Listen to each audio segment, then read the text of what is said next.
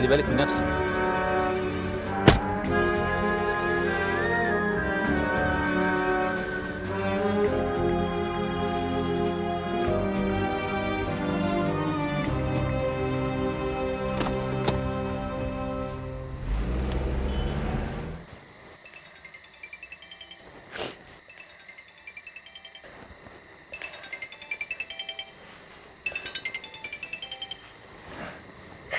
يا طنط فاطمة.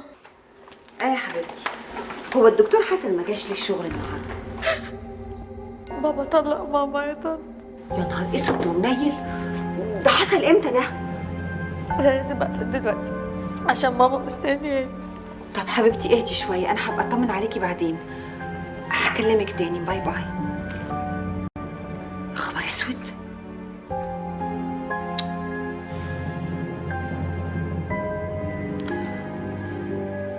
ليه بس يا حسن، ليه تعمل كده؟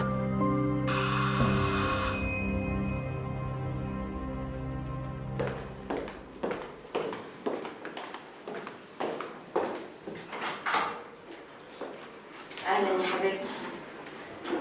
مالك يا ندى؟ في ايه يا بنتي؟ انتي عرفتي حاجه؟ ابوكي جراله حاجه؟ بابا طلق.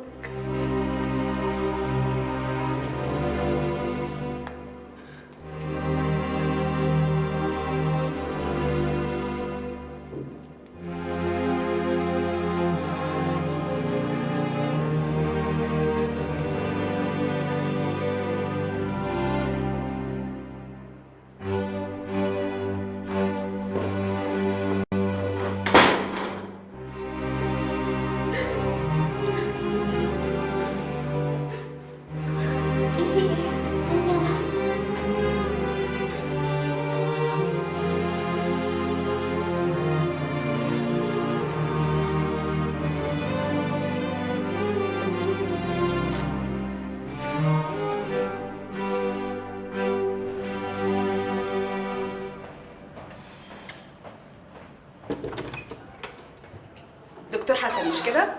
مدام لبنى مش كده؟ مظبوط، اتفضل. فاكر. مواعيدك مظبوطه. احنا بنشتغل في الطب الشرعي، الدقيقة معانا تفرق كتير قوي. انا كمان المواعيد مهمه قوي بالنسبه لي. ما تتصورش ببقى مستفزه قد ايه لما حد يديني ميعاد ويتاخر عليا. بحس على طول ان هو مش بتاع شغل. الكلام اللي حضرتك بتقوليه ده بقى طبيعي خالص اليومين دول. عشان ما اضيعش وقتك وقتي هخش في المهم. أيوة. انا دلوقتي اشتريت المعمل ده، بس ما عنديش وقت ان انا اديره لوحدي لاني مسؤوله عن شركه كبيره.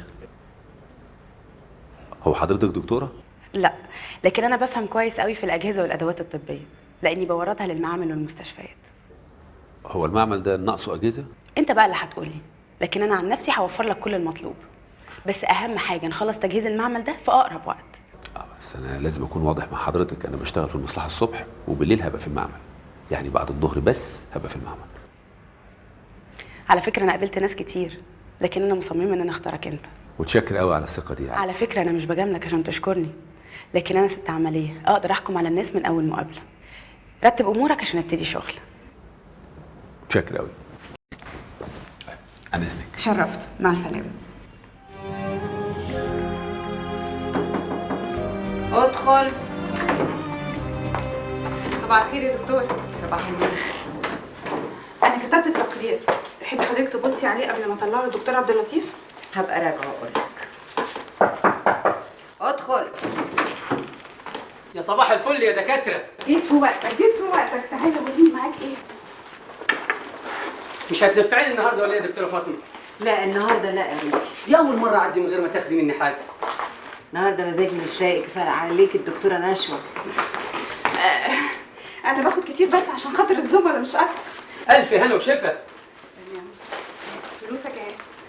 المرة دي سماح، المرة الجاية لازم تشتري مني، أنا ما أقدرش أستغنى عن حضرتك. ماشي. فتحي فتحي فتحي فتحي فتحي بيعمل لي شاي. ما انا كمان عايزه شاي عشان ابلع بيها الحاجات دي، وبعدين بعد شويه هاجي اخد التقرير. ماشي ماشي. دكتوره فاطمه، حضرتك ما تعرفيش هو الدكتور حسن ما بيجيش ليه؟ لا ما عنديش فكره، تقدري تسالي في المعمل وانت بتشربي الشاي. في المعمل؟ ماشي. طيب بعد اذنك. فتحي.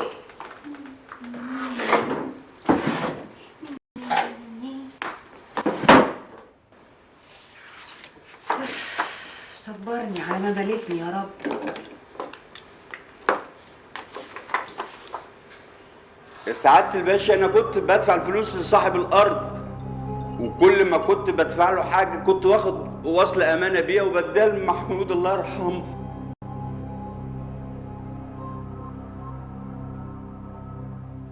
بس احنا لما فتشنا بيت محمود ما لقيناش وصولات الامانه اللي انت بتقول ان انت سلمتها له. طب وأنا مالي يا سعادة الباشا؟ أنا أعرف منين؟ جايز هو خباهم ولا ضيعهم ولا أي حاجة يا باشا، أنا أعرف منين؟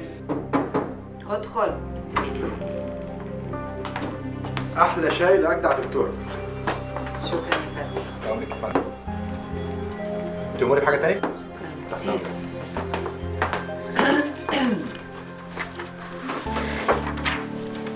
هو في حد كلمني من رقم معرفوش وقال ان هو زميل محمود في الشغل، وقال كمان انه سافر اسكندريه، ولما سالته يعني هو محمود ليه ما اتكلمش قال لي انه كان مستعجل وان الموبايل بتاعه ضاع، وان هو يعني هيبقى يكلمنا اما يقدر. ده ما تعرفوش؟ والله يا باشا هو صوته مش غريب عليا، بس هو قفل على طول، فعدم لا مؤاخذه يعني ما عرفتش اميز صوته او اساله هو مين قبل ما يقفل، وده اللي خلانا ما نبلغش عن غياب محمود الله يرحمه على طول.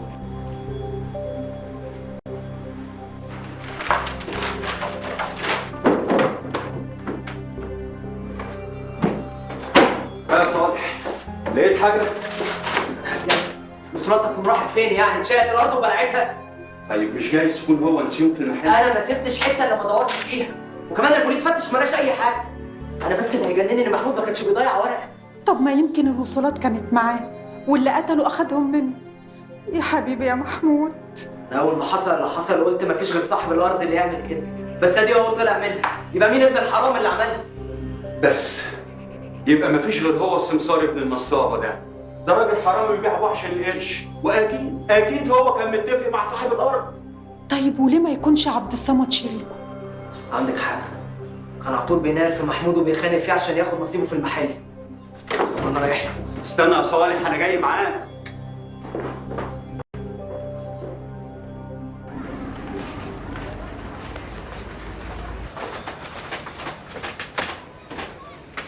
ها قلتوا ايه؟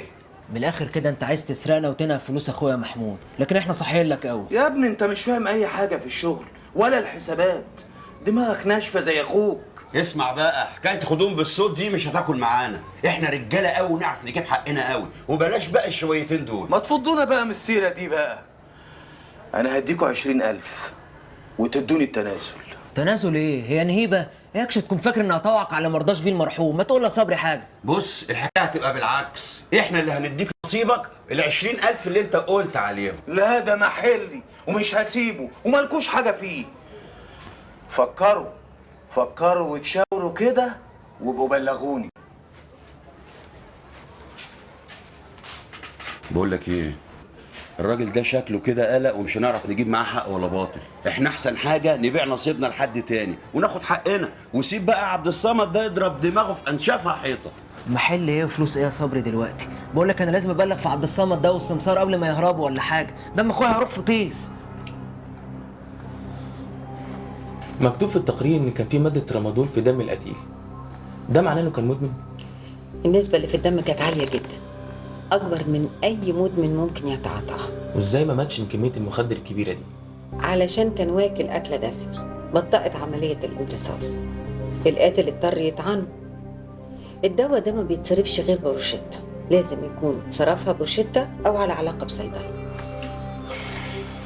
القضيه دي مش عايزه تخلص خالص، كل ما نلاقي مشتبه فيه ونحقق معاه نلاقي عنده حجه غياب تخرجه بره القضيه. بالمناسبه يا دكتوره، هو ايه اعراض الترامادول؟ ضيق في حدقه العين، عطش. تعرف انا لقيت الاعراض دي على مين؟ مين؟ صبري جوز اخت القتيل.